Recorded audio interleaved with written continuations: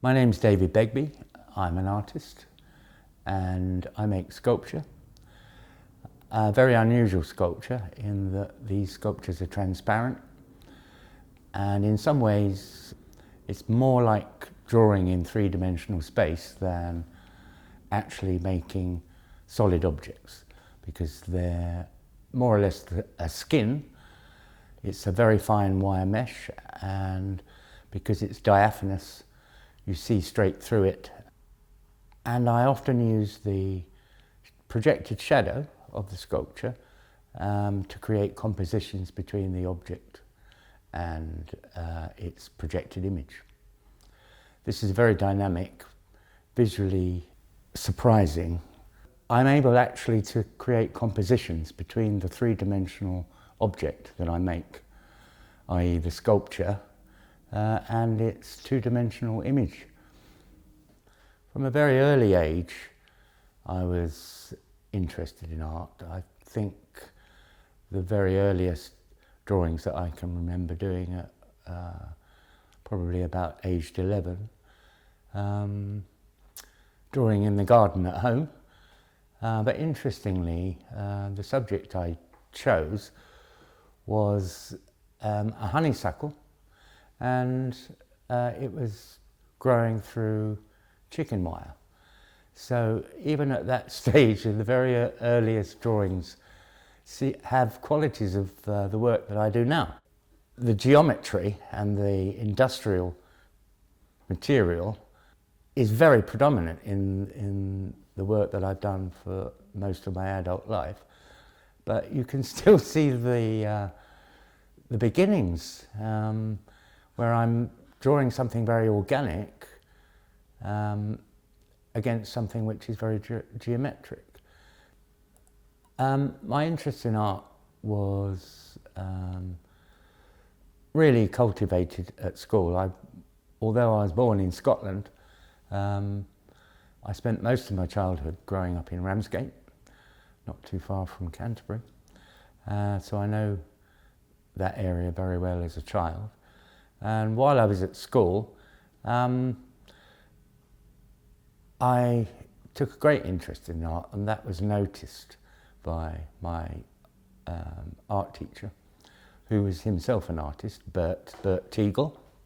And he realised that I had a great enthusiasm, and I was quite inventive as a school kid, and he really encouraged me.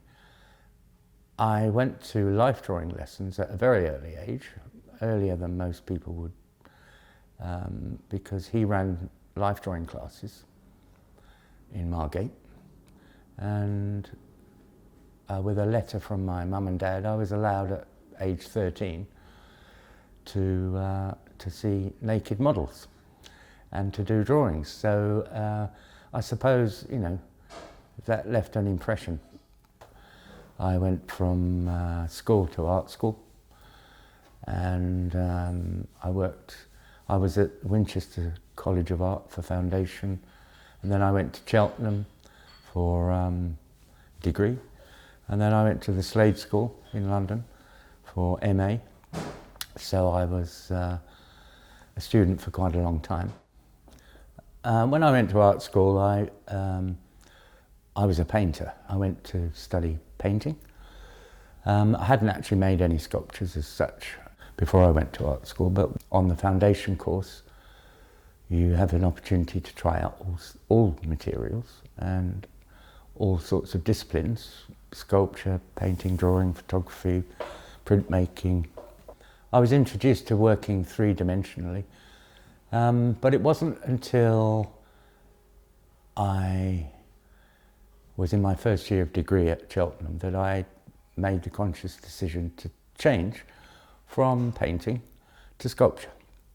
I started off by making life-size figures, and I was partially using life casting, which was a great way to reproduce almost photographically human qualities, the body and the torso and the face, which were of interest to me because most of the work that I did was figurative, but it was also about what it's like to be human. And I think this was the main ethos, and still is actually, in my art. And I worked with lots of different materials.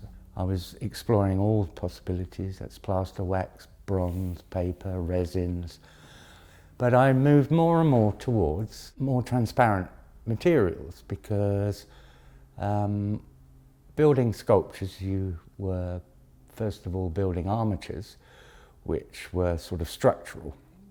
And there was the geometry behind the organic humanity, if you like. And then I made a discovery, because I was using mesh, that you could actually model the mesh. And that was a piece of mesh lying on the floor in the studio. And I'd walked over it for a few weeks, and then when I picked it up, I could see all these impressions, and I realized immediately that what I'd been moving towards was actually right under my feet. And literally under my feet. I worked out how to make the simple mesh into strong freestanding structures, because the mesh itself has such a purity and an honesty. It's totally transparent. You can't hide anything with this. And it doesn't actually like other materials next to it or through it. It really wants to exist in its own right. Through experimenting with this medium, I discovered more and more of the qualities that I really had been looking for all along. The magic and the subtlety and the delicacy that you find in painting and drawing, I was beginning to achieve in sculpture. I've learnt an awful lot about the qualities and different grades and different surface, different colour finishes, and I mean the possibilities are really quite endless. Whatever you can model in clay, you can model in this medium, because it's very sensitive. This is because it's actually linear, as a drawing is linear. As soon as you put a mark on the canvas, that mark very often determines the rest of the painting. And it's the same with this material. As soon as you interrupt the regularity, the material comes on a roll. It's dead flat and regular, and you know, I mean, that has a particular integrity. As soon as you interrupt the regularity, you have made the first mark on the canvas, so to speak.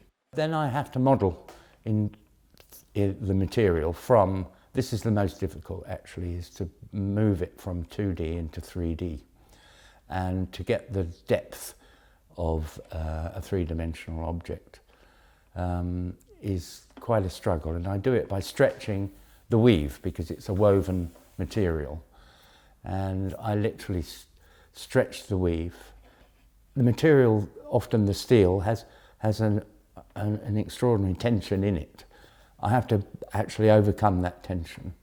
I have to break in the material to get past a certain point, and then I'm free to create the image, any image that I would like to create.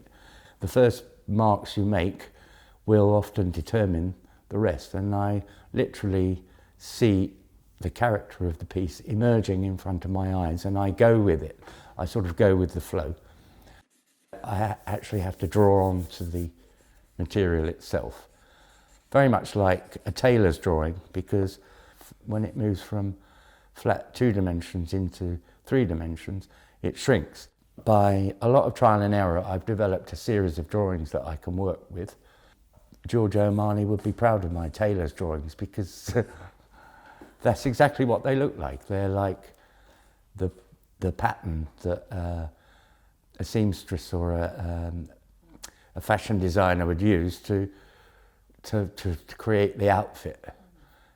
This is an outfit in a sense. It's once was described as an optical garment by Sir Lawrence Gowing, and that is probably the most accurate. It is an optical garment. It's see-through, but it's the perfect fit. It's tailor-made. I've always had a fascination for primitive art, primitive wood carvings in particular. The thing that drew me to these was the extraordinary presence that primitive figurines in particular have. In a room, you're drawn to them. They seem to have the presence of a spirit or a person, and somehow this is a quality I wanted to have in my own sculpture. It might seem a whole universe apart, a primitive wood carving and one of my diaphanous sculptures, but the similarity really is in the presence that they have in any given room or exhibition space. They seem to work on the same level, which at first just appears to be a visual level, but in fact is a subliminal level, a sort of subconscious level. The main thrust of my subject matter is the figure, the human figure, male or female. So I'm exploring what it's like to be human, expressing what it's like to be human, and the images that I make are what I would describe as contemporary archetypal images. They're images of what it feels like and how we see each other in our contemporary society. So often there's a striving in the sculpture itself for physical fitness, but it's interesting because the masculine and feminine are often mixed, so that some of the feminine sculptures have masculine traits and vice versa. People love to see images of themselves, of humanity. We're fascinated by faces and figures that are a reflection of ourselves. But also what society sees as the perfect body has shifted. As an artist, I'm really exploring that. I'm exploring how we see each other and how we see ourselves, and what contemporary pressures there are. I actually do abstract sculptures. I do fish, for instance. The latest series are about fish. You can actually make anything with this material because it's so sensitive as a medium. Often a certain project or commission will send me in a different direction. I've literally done a Christian Dior iconic medallion chair. This is a miniature version, but I did the full-size piece. And as you can see, it has a wonderful spatial quality in its three-dimensionality. I love the miniature too, which is always fascinating. A miniature version is a fascinating thing to everybody. A sense of beauty is a universal thing. What I see is what other people can see. So there's a degree of subliminal going on when it comes to understanding beauty or perfection. An artist would never be able to tell you how he'd produced a masterpiece, because it's a combination of things that come together at a particular moment in time. And I suppose that's the closest I can get to really giving you a definition of beauty or perfection, because although we understand subliminally, we instinctively know, and we can recognize it when we see it, but we don't necessarily know how to achieve it or what it really is.